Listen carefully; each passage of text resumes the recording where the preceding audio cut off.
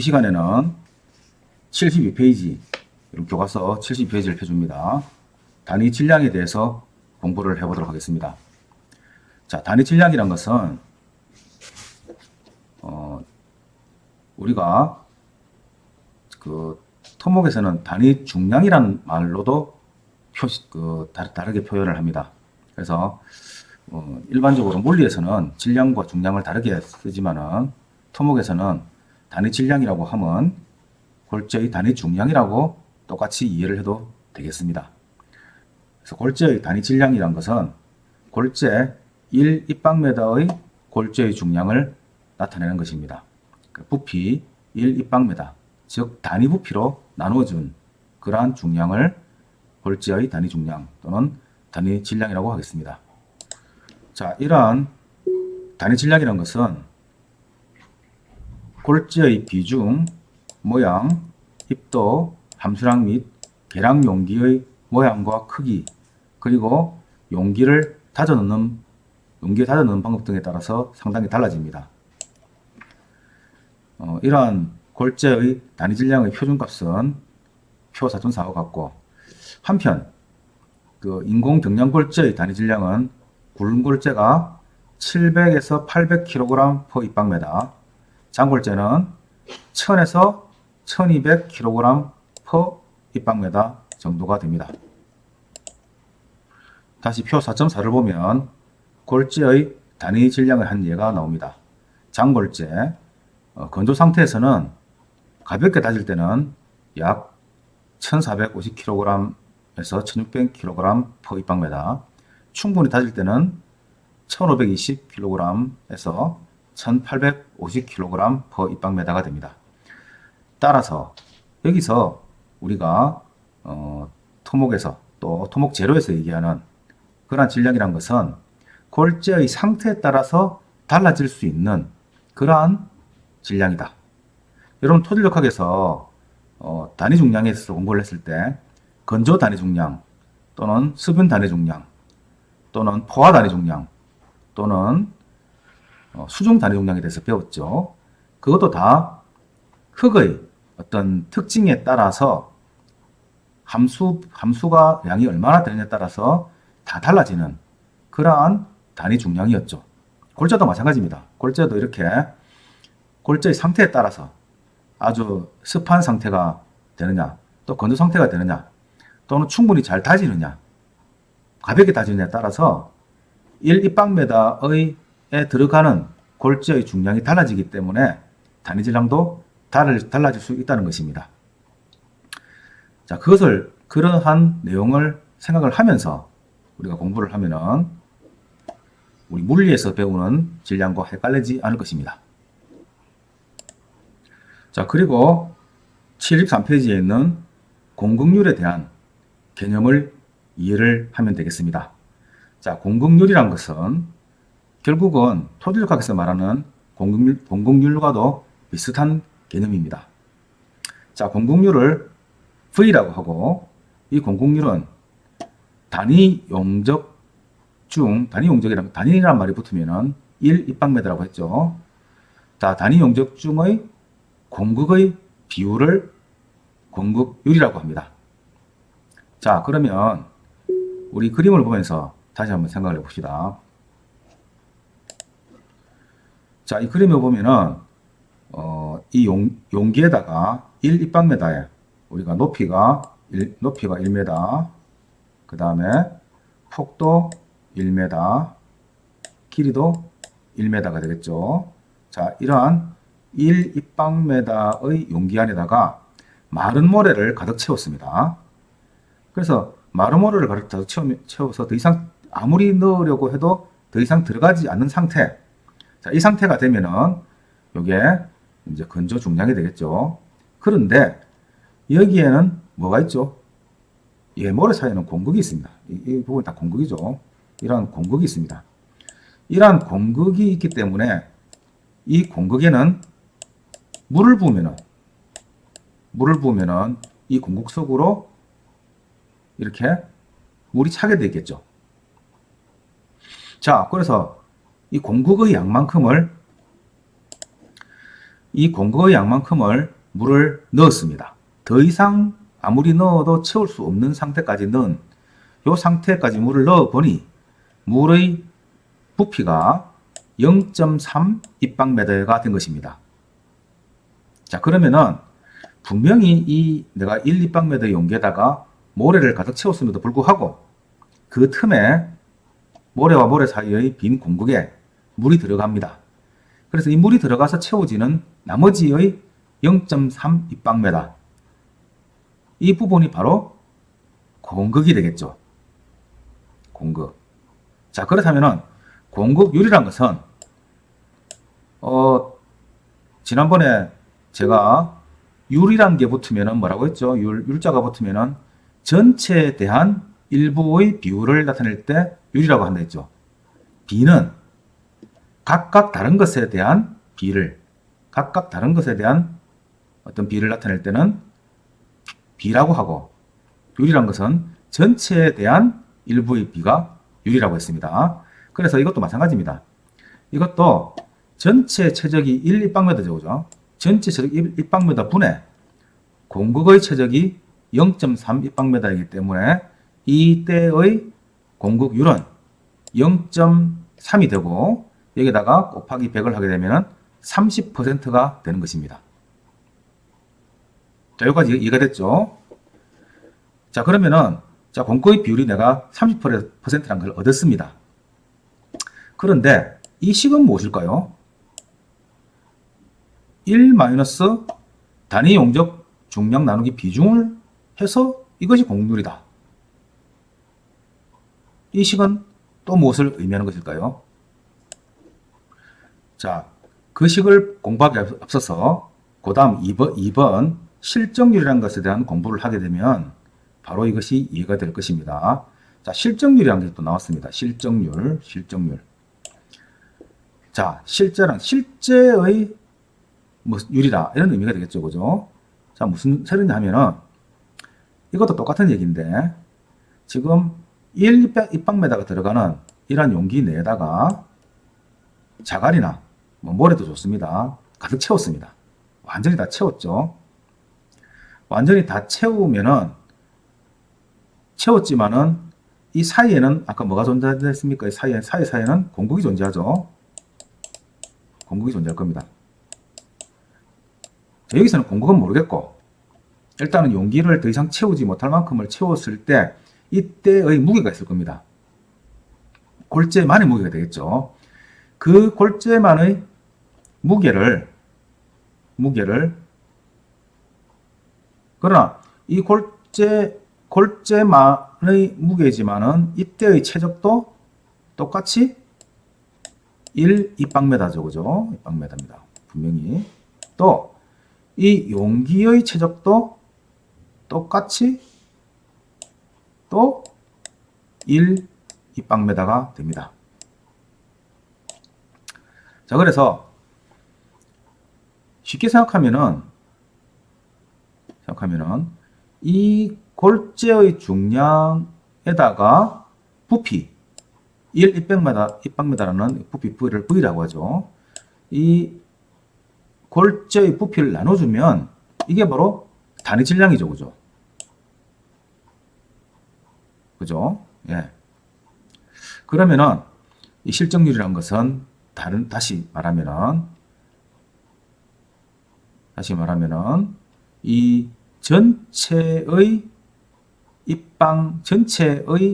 1 입방미터 안에 차지하는 골재의 부피를 가리키는 것입니다.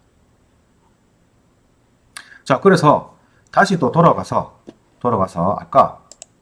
아까 그러면 여기서 한번 봅시다. 아까 공극이 0.3 입방미터였죠. 그러면은 이 골재의 실적률은 얼마일까요? 예, 맞습니다. 70%가 되겠죠.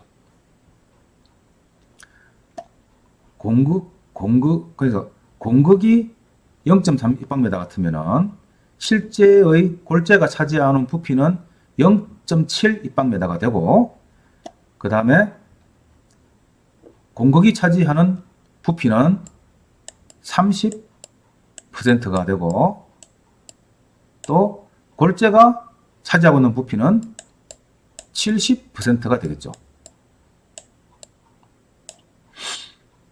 자, 그러면은 공극이 차지하고 있는 비율을 공극률이라고 하고, 골재가 차지하고 있는 비율을 실적률이라고 하는 것입니다. 두 개를 더하면은 맞습니다. 100%입니다. 자, 그러니까 다시 더 돌아와서 우리 이 식에서 봅시다. 지금 단위 용적 중량을 비중으로 나눈 것을 실적률이라고 한다면 1 빼기 실적률 곱하기 100은 공극률이 되겠죠. 그렇죠? 그래서 우리가 그러면 이 실적률은 우리가 70%가 되는 것을 우리가 알 수가 있습니다. 자, 그런데 왜 그렇게 나타내지 않고 단위 용적 중량을 비중으로 나눴을까요?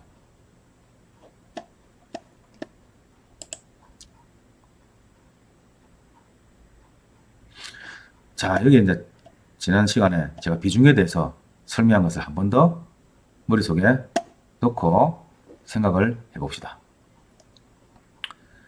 자, 내가 비중이란 것은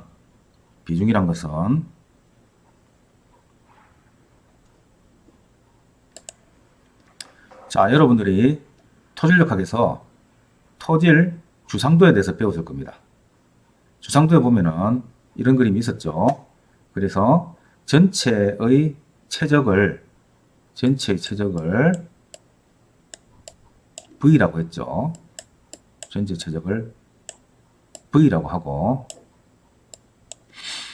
자, 그리고 실제로는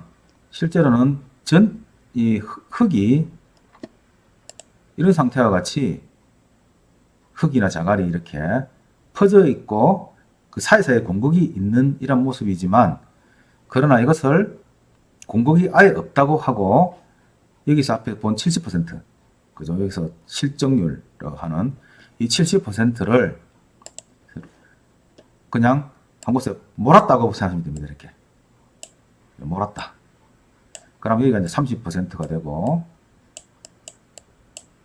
여기가 70%가 되겠죠. 그래서 지금 이 그림에서는 공극을 표시했지만 실제로 공극이 하나도 없는 겁니다. 공극이 하나도 없이 지금 이렇게 되어 있다고 가정을 합시다. 가정입니다. 실제로 이렇게는 만들 수가 없죠. 가정입니다. 그래서 여기는 공극이 하나도 없는 흙 또는 자갈만의 부피, 이거를 우리가 토질력학에서 VS라고 배웠죠. VS 배웠습니다. 자, 이랬을 때 뭐 또 이 자갈만의 무게가 있겠죠.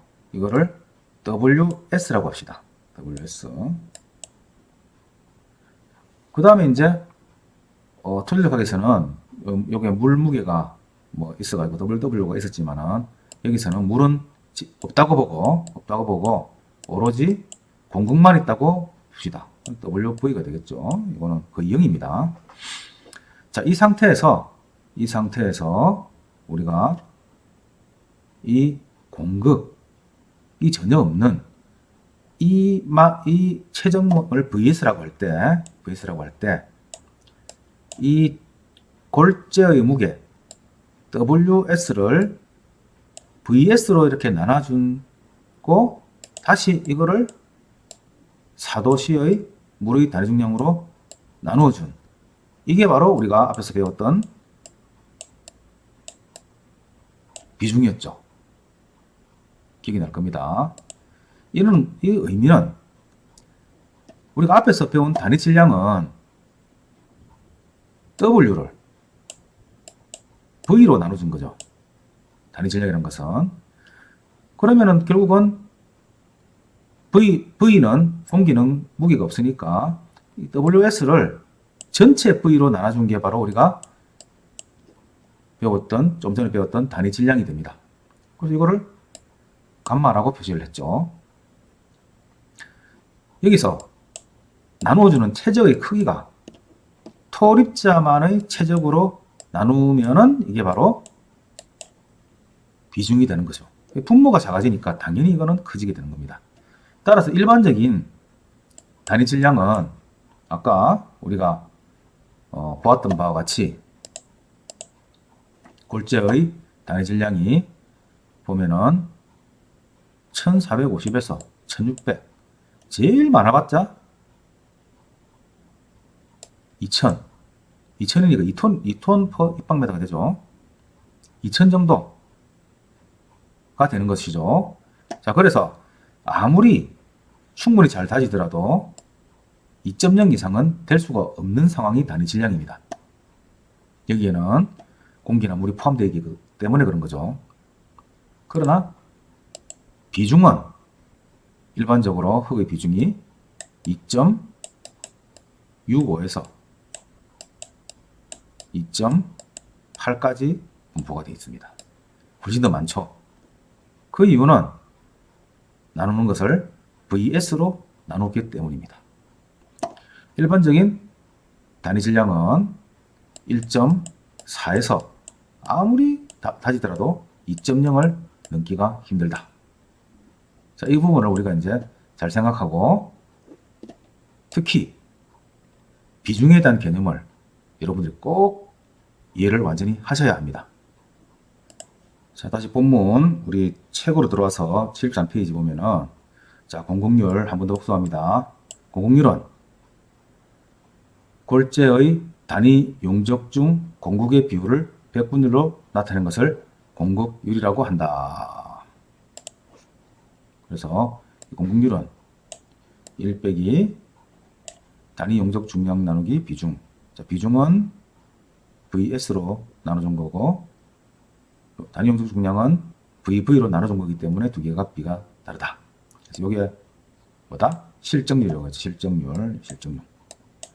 자, 이러한 골재의 공급률이 작으면 시멘트 풀의 양이 적게 들고 경제적으로 원하는 강도의 콘크리트를 만들 수가 있고 콘크리트의 밀도, 마모 저항, 수밀성, 내구성이 증대됩니다.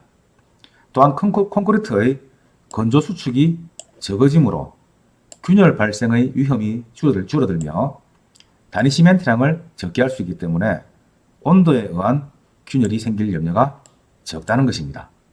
그래서 골재의 공급률을 아주 중요한 하나의 성질로 우리가 알고 공부를 하고 있는 것입니다.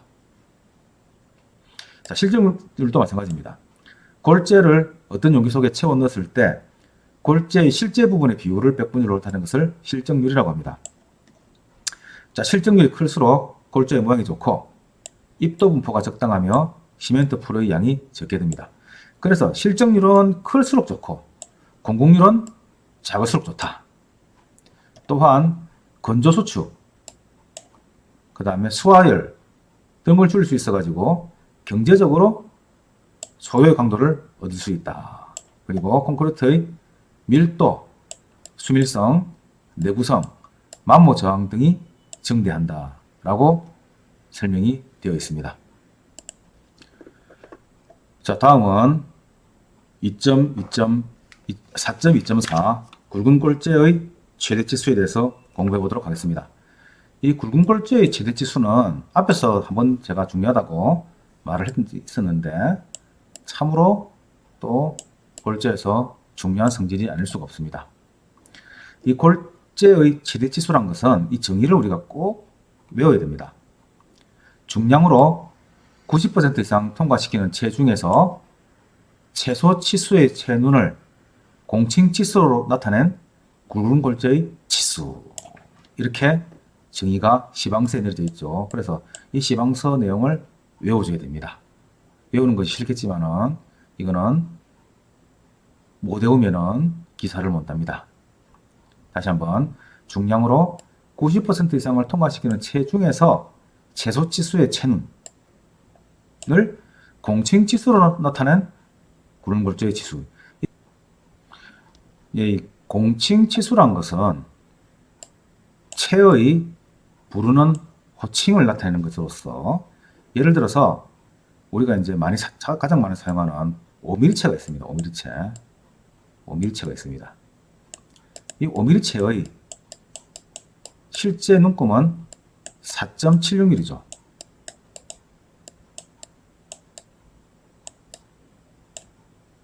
그리고 이거를 부를 때 우리가 남바 4번체다 이렇게 부릅니다. 그래서 예전에는 남바 4번체로 그냥 불렸는데 이 남바 4번체라는 것이 이제 없어지고 요 이름을 5mm체로 바꿨죠. 그러니까 실제의 치수는 4.76mm가 됩니다. 또한 우리가 알고 있는 200번체로 우리가 알고 있죠. 200번체라고 알고 있는 0.08mm체. 이 체의 이름은 0.08mm가 체입니다.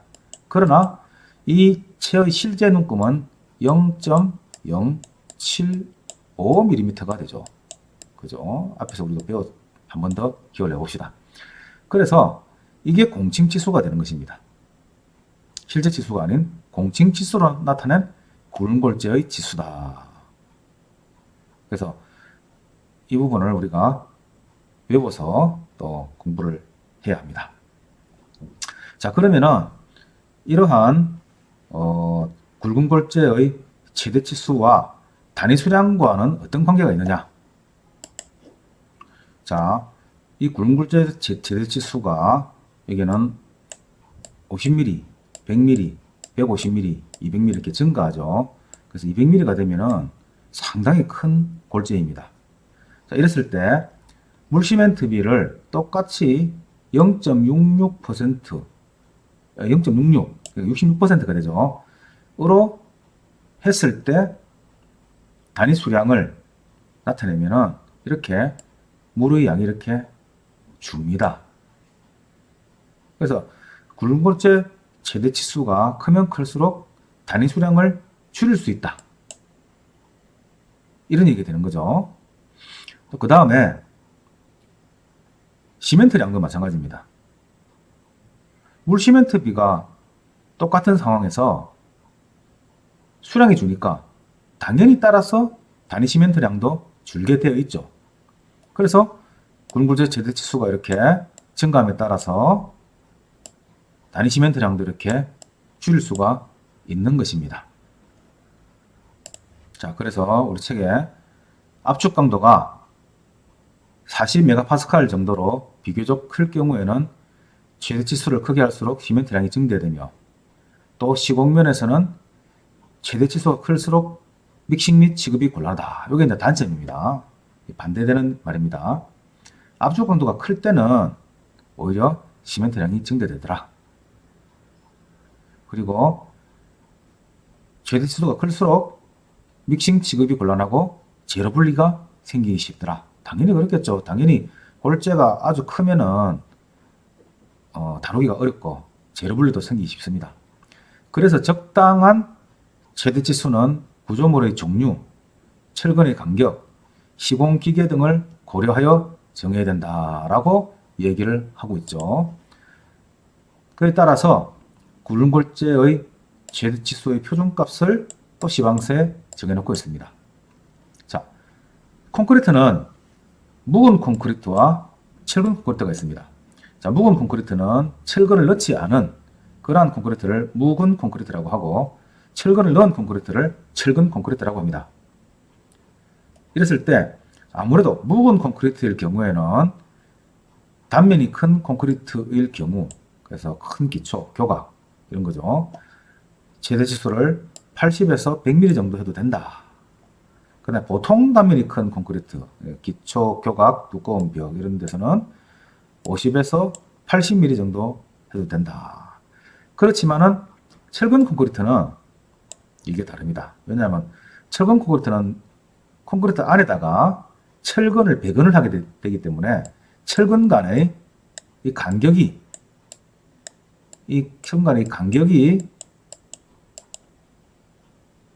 이 굵은골재 최대치수의 값을 좌우를 하게 됩니다. 만약에 철근 간격이 여기는 이 철근 간격이 예를 들어서 철근 간격이 30mm로 되어 있는데 여기에 40mm짜리 골재가 만약에 투입이 되면은 철근사를 통과를 못하게 되죠. 그럼 당연히 자갈은 위에 철근 위에 다 모여 있고 밑에는 시멘트 풀만 떨어지는 그런 현상이 생기기 때문에 이 철근의 간격 이게 가장 중요한 변수가 됩니다. 그리고 굴릉골재 최대치수가 정해진다면 그 철근의 간격은 또 굴릉골재 최대치수보다는 훨씬 더 크게 만들어줘야 된다는 그러한 이제 설계에서 그게 가장 중요한 것이죠. 그래서 두꺼운 판의 경우에는 40에서 50mm, 그 다음 일반적인 판, 보, 벽 기둥은 25mm, 25mm가 일반적으로 가장 많이 쓰이는 기준입니다. 확대 기초에서는 40mm, 지하벽 케이슨에서는 50mm. 자, 포장 콘크리트 50mm야, 댐 콘크리트 50에서 80에서 150mm. 댐은 아무래도 매시브하고 크니까 조금 골재도 큰 걸 써도 된다. 이렇게 되어 있습니다. 그러나 일반적인 모든 건축 구조물은 기준이 25mm 정도. 여기서 보통 결정이 됩니다.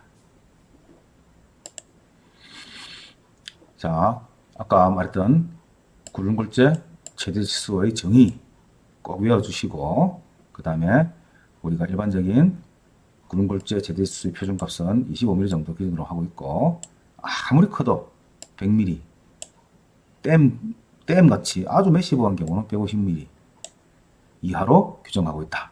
여기까지 우리가 알고